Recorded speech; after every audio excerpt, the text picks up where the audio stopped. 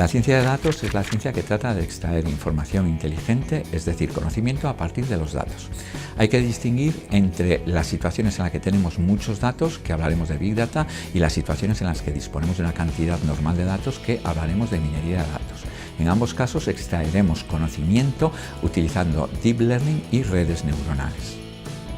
El grado en Ciencia de Datos va dirigido a estudiantes a los que les gusten las matemáticas y la computación, porque alrededor del 40% de las asignaturas son de matemáticas y estadística, otro 40% son asignaturas de computación y un 20% tiene contenidos relacionados con distintos campos de aplicación.